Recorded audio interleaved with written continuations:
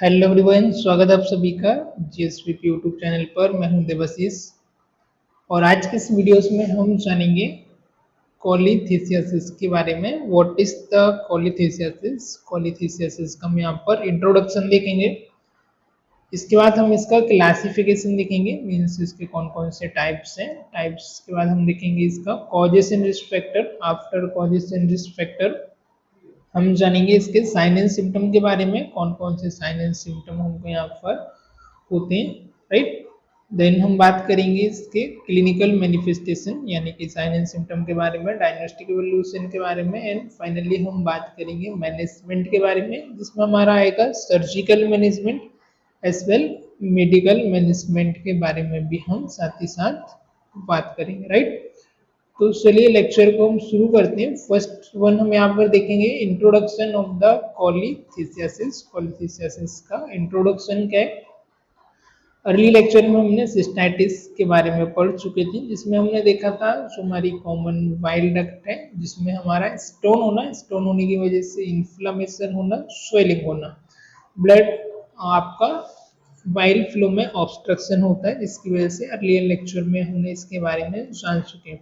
इस लेक्चर में हम देखेंगे जो हमारी गॉल ब्लैडर होती है, गॉल ब्लैडर के अंदर स्टोन का फॉर्मेशन होना। So कॉलीथीसियासिस commonly known as gallstone, right? कॉलीथीसियासिस को हम अक्सर इस नाम से जानते हैं, गॉलस्टोन के नाम से हम जानते हैं, गॉलस्टोन के नाम से जाना जाता है। Refer to the formation of stone in the gall bladder. This is the refer to the, इसमें क्या होता है? Formation of the stone in the gall bladder. कहाँ आपकी गॉल ब्लैडर में स्टोन का आपका फॉर्मेशन हो जाना, पथरी का फॉर्मेशन हो जाना। गॉल ब्लैडर आपका एक स्मॉल ऑर्गन होता है जो कि आपके लीवर के जस्ट नीचे या थोड़ा सा हम कहें लीवर से अटैच होता है, जिसका फंक्शन होता है प्राइमरी आपका स्टोर को, आपका बाइल को स्टोर करना, प्रोडक्शन करना। बाइल का लीवर का फंक्शन होता है। टेम्परेरी बेस पे जो आपका बाइल जूस है जो कि आपके डाइजेशन के लिए हेल्पफुल होता है, फूड के डाइजेशन के लिए, स्पेशली फैट के डाइजेशन के लिए। तो बाइल जूस आपका स्टोरेज होता है ना, इसको स्टोर करने का काम करता है, वो कौन करता है? Gall bladder, right. Gall stone can vary in the size small grain to large stone and may block bile duct leading to the inflammation and other complication। Gallstone आपका डिफरेंट अलग अलग आपका साइज का हो सकता है, स्मॉल ग्रेन से लेकर के आपका लार्ज स्टोन भी इसमें आपका फॉर्मेशन हो सकता है, जो क्या कर सकता है? आपके ब्लॉक करता है आपके बाइल डक्ट को, leading to the inflammation and other complication. और इजी यदि हम इसे करें और सरल शब्दों में यदि हम कहें तो कॉलीथीसियासिस कॉमनली हम इसको गॉल ब्लैडर में आपकी पथरी होना, स्टोन का फॉर्मेशन हो जाना। गॉल ब्लैडर आपका एक ऑर्गन होता है लीवर के अंदर, जिसमें आपका जो बाइल जूस होता है, जठरस होता है, वो स्टोरेज होता है, और इसका प्राइमरी फंक्शन होता है आपके फैट को डाइजेस्ट करना। जो स्टोन है डिफरेंट टाइप का और अलग अलग साइज का आपका हो सकता है, राइट, डिफरेंट साइज का हो सकता है। और ये क्या करते हैं? आपका फ्लो में स्मॉल ग्रेन से लेकर के लार्ज स्टोन तक इसमें फॉर्मेशन हो सकता है, ब्लॉक करता है आपके बाइल डक्ट को, इन्फ्लेमेशन और अदर कॉम्प्लिकेशन को कॉज करता है, राइट। देन हम देखेंगे कॉलीथीसियासिस, यहाँ पर जैसे कि आपका इमेज में दिखाया हुआ आपका ड्यूडेनम है, उसका जो कॉमन बाइल डक्ट है, उसके बाद जो आपकी गॉल ब्लैडर है, तो गॉल ब्लैडर में होना कॉलीथीसियासिस, राइट। इसका टाइप है, यदि हम क्लासिफिकेशन की बात करें तो यहाँ पर 3 टाइप का होता है। फर्स्ट वन जो होता है कोलेस्ट्रॉल स्टोन।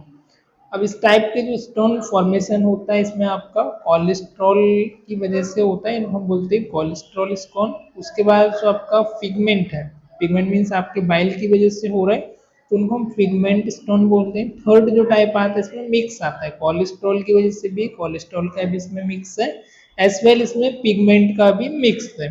तो इसमें बोथ टाइप ऑफ स्टोन आ जाते हैं, कोलेस्ट्रॉल, पिगमेंट, है ना। तो 3 टाइप में इसको ब्रॉडली क्लासिफाई किया, एक एक करके हम इसके बारे में चलिए डिस्क्रिप्शन को समझ लेते हैं। फर्स्ट है आपका कोलेस्ट्रॉल गोलेस्टोन। कोलेस्ट्रॉल गोलेस्टोन आपका क्या है, most common type according to the 70 to 80% of gallstone, right. So this is the most common type, ये आपका एक मोस्ट कॉमन टाइप होता है। और जैसा कि ये 70 to 80%, कितना 70 से 80% जो गोलेस्टोन के हमको केस देखने को मिले हैं वो इसी टाइप का हमको कोलेस्ट्रॉल की वजह से देखने को मिलते हैं। अगला जो होता है हमारा form when the there is an imbalance in the substance that make up bile particularly cholesterol which then crystallize. अब अगला जो टाइप का होता है वो किस रीजन की वजह से ये फॉर्म होता है, ये जो कोलेस्ट्रॉल वाला है, form when the imbalance of substance, ना imbalance in the substance that make bile. किस सब्सटेंस का इम्बैलेंस होना, ऐसे सब्सटेंस का इम्बैलेंस होना जो कि आपके बाइल का प्रोडक्शन करते हैं, पर्टिकुलरली आपका कोलेस्ट्रॉल का प्रोडक्शन कर रहे हैं, देन विच और जो इसको क्रिस्टलाइज करने का वर्क करते हैं। नेक्स्ट वन आता है आपका pigment gallstones made from the excessive bilirubin, a product of the red blood cells breakdown। अब पिगमेंटेड किसकी वजह से होता है, आपका जो बिलरूबिन है उसका अमाउंट इंक्रीज होने की वजह से। समटाइम हम देखते हैं हमको काबिल हो जाता है, पीलिया हो गया, तो वो भी कब होता था आपका बिलरूबिन एसजीओटी एसजीपीटी के केस में इंक्रीज होने की वजह से। ऐसे ही सिमिलर इसमें भी होता है मेड फ्रॉम द एक्सेसिव, जो बिलरूबिन आपका है उसका इंक्रीज होना। बिलरूबिन का प्रोडक्शन है वो कैसे होता है, रेड ब्लड सेल्स आरबीसी है उनके ब्रेकडाउन होने से आपका बिलरूबिन का प्रोडक्शन होता है। There are the two types, इसके भी यहाँ पर टू टाइप्स है। Black pigment stone often associated with the chronic haemolysis, example sickle cell disease. अब जो ब्लैक स्टोन का फॉर्मेशन होता है जनरली वो एसोसिएटेड होता है किस रीजन से, किस कारण से होता है, तो क्रोनिक हीमोलाइसिस सिकल सेल आपको डिसीज है, सिकल सेल एनीमिया डिसीज होती है, इसमें आपका क्रोनिक हीमोलिसिस यदि आपको डिसीज है हीमोलाइसिस, तो उस केस में आपको ये हो सकता है रिस्क फैक्टर आपका एक इसका चांस हो सकता है कि भाई इसकी वजह से आपके हुआ है। नेक्स्ट आता है आपका ब्राउन पिगमेंट स्टोन, ब्लैक उसके बाद ब्राउन, दूसरा जो होता है brown pigment stone typically occur in the condition, typically occur in condition that affect bile flow such as biliary tract infection. Alright, तो ब्राउन पिगमेंट किस केसेस में होता है, अब जो आपके बाइल का ट्रैक है, ट्रैक मतलब जो डक्ट है, और डक्ट में किसी प्रकार का इन्फेक्शन होने की वजह से, इसमें अफेक्ट होने की वजह से बाइल फ्लो, तो इस रीजन की वजह से हो सकता है जिसको हम बोलते हैं ब्राउन पिगमेंट स्टोन। अब कुछ में आपका मिक्स आता है, मिक्स मतलब इसमें आपका कंटेंट होता है पिगमेंट का और कोलेस्ट्रॉल का, बोथ दोनों का इंक्लूड होता है, तो इस टर्म में इसकी वजह से हमने इसको नाम दिया है यहाँ पर mix. may vary size can be may vary in size and can have crystalline or calcified structure, right। तो ये साइज में अलग अलग आपका डिफरेंट डिफरेंट हो सकता है, इसका जो साइज है क्रिस्टल हो सकता है, कैल्सिफाइड स्ट्रक्चर भी आपकी हो सकती है ना, या तो एस वेल क्रिस्टल हो सकता है या एस वेल कैल्सिफाइड स्ट्रक्चर भी आपकी फॉर्मेशन इसमें हो सकती है, right. Then now we are talk about causes and risk factor. अब ये जो कॉलीसिस्टियासिस है ये किस वजह से, किस कारण से आपको होता है, इसके क्या रीजन है, और रिस्क फैक्टर किन लोगों को या किस कंडीशन में ये ज़्यादा हो सकता है, तो दोनों के बारे में हम यहाँ पर बात करेंगे। फर्स्ट हम देख लेते हैं कॉजेस के बारे में, किस कारण से किस रीजन से होता है। Gallstone develop due to the imbalance in the substance that make up bile, primary cholesterol or bilirubin। Gallstone develop due to the imbalance in the substance that make up bile, primary cholesterol or bilirubin, right। सो दूसरा इसका reason क्या है, किस वजह से आपको हो सकता है, तो यहाँ पर हम यदि देखें तो किस वजह से हो रहा है, ऐसे सब्सटेंस का इम्बैलेंस होना, कम या ज़्यादा होना आपकी बॉडी के अंदर, जो कि आपके किसको बनाते हैं, बाइल को बनाते हैं, जिसमें कौन कौन सा आ जाता है, प्राइमरी हमारा कोलेस्ट्रॉल और बिलरूबिन। तो सिंपल सी बात है, यदि कोलेस्ट्रॉल और बिलिरुबिन का आपकी बॉडी के अंदर इम्बैलेंस होगा, कम या ज़्यादा होगा, उस केस में आपको स्टोन हो सकता है, गॉल स्टोन हो सकता है। अगला कॉजेस जो होता है हमारा वो होता है slow emptying of the gall bladder can lead to stone formation. अब जो आपकी गॉल ब्लैडर है वो स्लो एम्प्टी हो रही है, बीच में आपकी जो डक्ट है उसमें कुछ ऑब्स्ट्रक्शन आ गया है, वहां पर ब्लैडर हो गया है, वो सॉरी वहां पर स्टोन हो गया, या एनी अदर कॉम्प्लिकेशन की वजह से भी ये हो सकता है, राइट। तो दो यहाँ पर मेन कॉजेस है, इम्बैलेंस होना कोलेस्ट्रॉल एंड बिलिरुबिन का, एंड गॉल ब्लैडर में आपके गॉल ब्लैडर की जो ट्यूब है, डक्ट है, उसमें आपका स्टोन का फॉर्मेशन होना या कोई ऑब्स्ट्रक्शन आना जिसकी वजह से स्लो एम्प्टी हो रही, उसकी रीजन की वजह से हो सकता है। रिस्क फैक्टर किस केस में या किस व्यक्ति को होने के चांस ज़्यादा रहते हैं, तो फर्स्ट ओबिसिटी, ऐसे पर्सन जिनको मोटापा ज़्यादा है, ओबिसिटी ज़्यादा है, increase cholesterol level in bile, जो क्या करता है आपका कोलेस्ट्रॉल लेवल को इंक्रीज करता है आपकी बाइल में, और कोलेस्ट्रॉल जब इंक्रीज होगा तो आपको गॉल स्टोन भी हो सकता है ना। तो दिस इज द रीजन कि इस फैक्टर इस पर्सन को हो सकता है। फीमेल जेंडर में अक्सर हमको ज़्यादातर देखने को मिला है, female gender womens are more likely develop, ज़्यादातर जो केस देखने में मिले हैं उनको फीमेल में मिले as comparison to male, because of hormonal factor हो सकता है, जैसे कि एस्ट्रोजन प्रोजेस्टेरोन जो कि आपके इंक्रीज करते कोलेस्ट्रॉल लेवल को, राइट। तो आई होप इतना आपको समझ आया होगा। फीमेल में क्यों लाइकली ज़्यादा डेवलप होता है, क्योंकि जो गॉल स्टोन को इंक्रीज करते हैं कौन कौन से जो हार्मोन होते हैं, एस्ट्रोजन प्रोजेस्टेरोन, जो कि स्पेशली फीमेल में होते हैं, रिप्रोडक्टिव साइकिल्स को भी चलाते हैं, जो किसको इंक्रीज करते हैं, कोलेस्ट्रॉल को। कोलेस्ट्रॉल इंक्रीज होगा तो ऑब्वियसली बात है कोलेस्ट्रॉल होने के चांसेस रहते हैं। Then age increase with age, अब एज के साथ साथ चांस ज़्यादा रहते हैं आफ्टर ओल्डर एज में होने के। प्रेगनेंसी के time specially oestrogen progesterone oxytocin जो हार्मोन है वो इम्बैलेंस होते हैं, तो हार्मोनल में चेंजेस होने की वजह से आपको ड्यूरिंग प्रेगनेंसी के टाइम आपको जो रिस्क है वो हायर रहता है। अगला हमारा रिस्क फैक्टर है, this is the family history. अब वो किसी को फैमिली हिस्ट्री है, ऑलरेडी फैमिली में किसी को हुआ है, या फिर प्री डिस्पोज है, पहले से है, तो इसमें ज़्यादा चांसेस रहते हैं आपको होने के, या कोई रोल प्ले कर रहा है प्री डिस्पोज में। देन डायबिटीज़ के केस में associated with the high cholesterol and increase risk. ये क्यों हो रहा है, क्योंकि यहाँ पर क्या होता है डायबिटीज़ के केस में हम देखते हैं कि जो हमारे कोलेस्ट्रॉल हाई होने का ज़्यादा रिस्क होता है, एंड इंक्रीज रिस्क हो सकता है लीड्स करेगा ये हमारे गॉल स्टोन के लिए। ऑलराइट, नेक्स्ट है आपका हाई फैट डाइट, ऐसी डाइट रहना जिसमें फैट का अमाउंट ज़्यादा है, so this is the reason. Diet rich in fat and cholesterol increase the risk. ये डाइट यदि आप ले रहे हैं इसमें आपका फैट का अमाउंट ज़्यादा है, कोलेस्ट्रॉल ज़्यादा है, तो आपका रिस्क को बढ़ाता है, रिस्क आपकी ज़्यादा हो सकती है।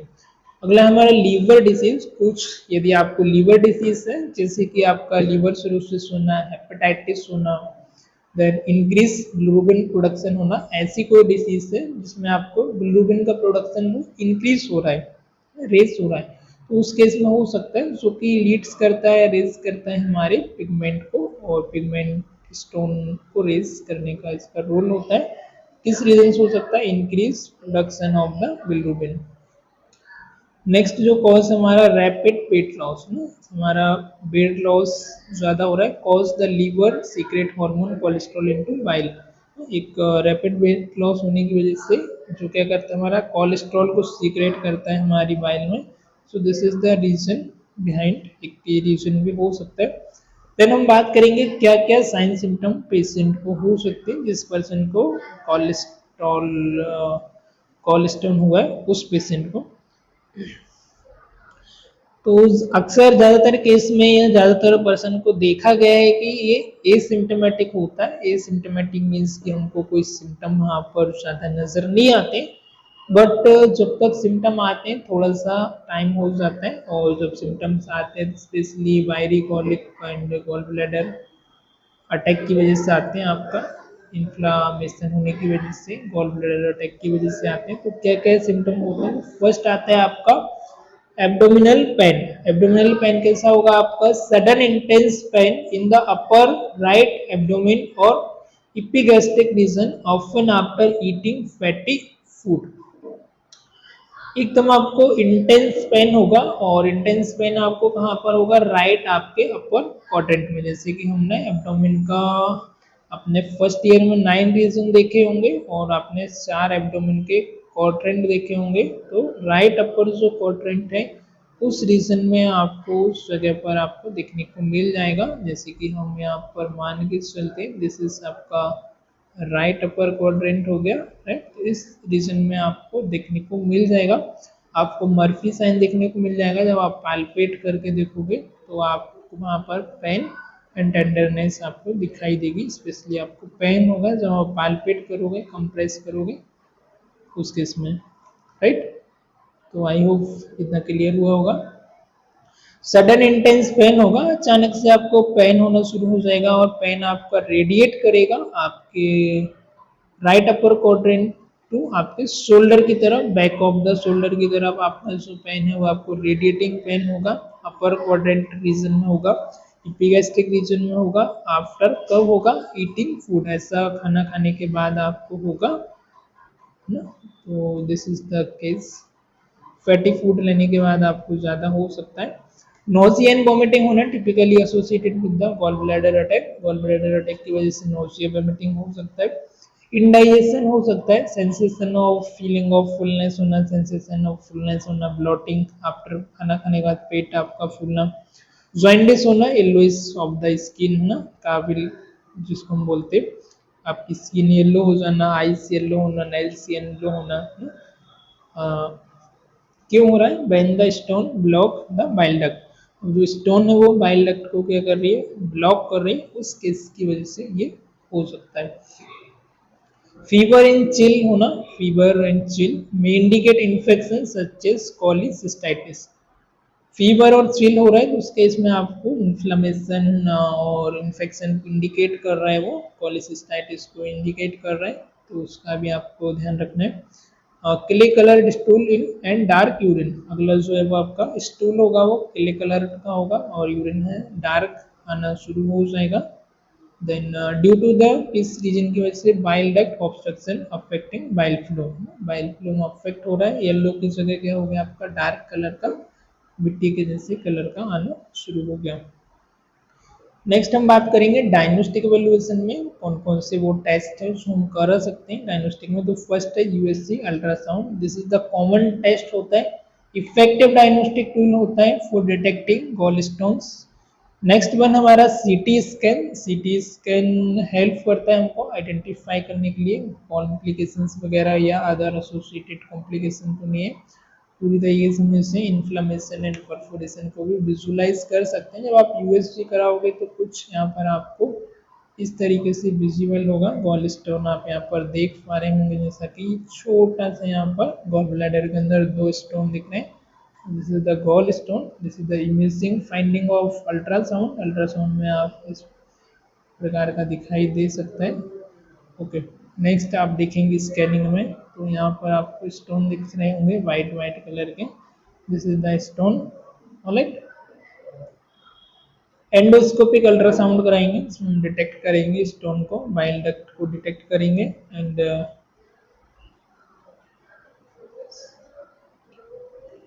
कोलिसिंटिग्राफी कराएंगे हम स्कैन, जिसमें हम असेस करेंगे function of the gall bladder and detect blockage in the bile duct. Gall bladder का जो फंक्शन है वो हमको असेस करना है और गॉल ब्लैडर में डिटेक्ट करना है कोई ब्लॉकेज तो नहीं है, बाइल डक्ट वगैरह में आपको ब्लॉकेज भी साथ ही साथ चेक करना है। ब्लड टेस्ट आप कराएंगे इन्फेक्शन को चेक करने के लिए। इन्फेक्शन रहेगा तो आपको WBC एलिवेटेड सेल काउंट आप इनकी दिख जाएगा। लीवर फंक्शन टेस्ट कराएंगे, इसमें आपके liver enzyme bilirubin SGOT PT आपको एलिवेटेड देखने को मिल जाएंगे लीवर फंक्शन टेस्ट के लिए। देन अगला मैनेजमेंट है फार्माकोलॉजिकल मैनेजमेंट, मेडिसिन आप क्या क्या दे सकते हैं।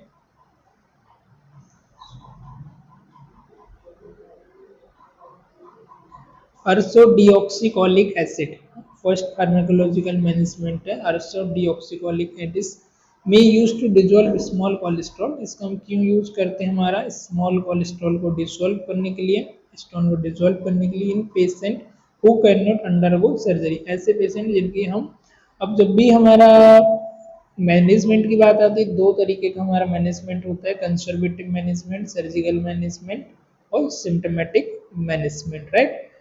तो इस केस में ज़्यादातर हमको सर्जरी करनी होती है। सिम्टोमेटिक मैनेजमेंट को हम सबसाइड करने के लिए सिम्टम को कुछ पेन किलर हो गया ना, एंटी स्पास्मोडिक हो गया, वो मेडिसिन हम दे सकते हैं। और फाइनली हमको सर्जरी करनी पड़ेगी यदि हमको मल्टीपल स्टोन्स वगैरह हैं, तो वो ज़्यादा इफेक्टिव होती है। एंड टिपिकली सर्जरी नहीं कर रहे हैं तो हम अरसो डाइऑक्सीकोलिक एसिड दे सकते हैं। This treatment is slow and typically often effective for the non calcified stone. Non calcified stone है और अर्ली स्टेज पर है, जिसको स्लो करने के लिए हम दे सकते हैं। पेन मैनेजमेंट के लिए non steroidal anti inflammatory drug आप यूज कर सकते हैं, एंटी स्पास्मोडिक कर सकते हैं, अवॉइड कर सकते हैं during gall bladder attack. And antibiotic case in case of inflammation का केस है, तो उस केस में फीवर वगैरह है, इन्फेक्शन का केस है, तो एंटीबायोटिक हम पेशेंट को सेफ्ट्रिजोन मेट्रोनिडाजोल का कॉम्बिनेशन हम या डिफरेंट डिफरेंट हम प्रिस्क्राइब कर सकते हैं। सर्जिकल मैनेजमेंट है आपका कॉलिसिस्टेक्टोमी, पूरी तरीके से गॉल ब्लैडर को रिमूव करना, अदर बाय लेप्रोस्कोपिक के थ्रू हम कर सकते हैं, अदरवाइज हम उससे नॉर्मल ओपन सर्जरी भी कर सकते हैं। लेप्रोस्कोपिक ज़्यादा प्रेफर करते हैं, ज़्यादा कंफर्टेबल इश्यू होती है, इजीली एसेसिबल होती है ओपन के कंपैरिजन में। This is the minimally invasive surgery, इसमें हम लोग को ब्लड का भी ज़्यादा कॉन्टेक्ट नहीं होता, कैमरिक के गाइडेंस में हम इसे कर सकते हैं, हल्का सा लीजन्स बना के ओपनिंग करके हम इसे कर सकते हैं, राइट। ओपन कॉलिसिस्टेक्टोमी नेक्स्ट वन जो हम यूज करेंगे, ओपन कॉलिसिस्टेक्टोमी, ये traditional surgery, this is the traditional surgery होती है, right. Which the necessary if complication arise if laparoscopic surgery is not possible. Complication ज़्यादा है और लेप्रोस्कोपिक पॉसिबल नहीं है, उस केस में we can go for surgery open, right. Endoscopic retrograde या सीपीपी होती है, तो use when the gall stone are in bile duct वगैरह में है, तो उस समय हम इसे यूज कर सकते हैं। जो दोनों में कॉमन होता है उसको हम क्या बोलते हैं, कोलिथियासिस ना, जो कॉमन बाइल डक्ट में होता है, तब हम इस टर्म का यूज करते हैं। दिस प्रोसीजर अलाउ करती है आपके रिमूव करने के लिए स्टोन को डक्ट से, डायनोस और इशू, राइट। सो आज के लेक्चर में हमने जाना कॉलीथीसियासिस के बारे में। कॉलीथीसियासिस आपका गॉल ब्लैडर में स्टोन हो जाना, और स्टोन का हमने क्लासिफिकेशन देखा कि आपका कोलेस्ट्रॉल हो सकता है, पिगमेंटेड हो सकते हैं, मिक्स भी आपके स्टोन हो सकते हैं, और रिस्क फैक्टर में हमने देखा कि स्पेशली ओबिसिटी की वजह से हो रहा है, फीमेल में आपके ज़्यादा चांस हो रहे हैं, हार्मोनल चेंज होने की वजह से हो रहा है, राइट। और जो इसके कोलेस्ट्रॉल बिलिरुबिन का लेवल इंक्रीज होने की वजह से ये हो सकता है। कोई ऑब्स्ट्रक्शन आ गया है आपकी बाइल डक्ट में, जिसमें बाइल डक्ट आपका अर्ली एम्प्टी नहीं हो रहा है, उसकी वजह से हो सकता है। कुछ आपके family history, age group, pregnancy, diabetes के केस में भी हो सकता है, लीवर डिसीज की वजह से भी आपको हो सकता है।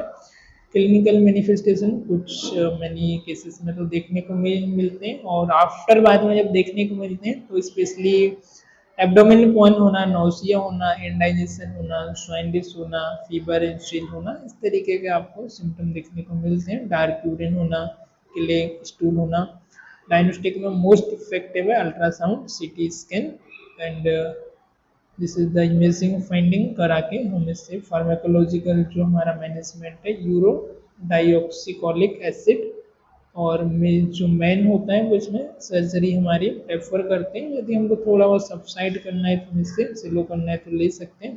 पेन मैनेजमेंट करेंगे, एंटी स्पास्मोटिक देंगे, कंजर्वेटिव मैनेजमेंट करेंगे, सर्जिकल मैनेज करेंगे, नर्सिंग मैनेजमेंट होगा।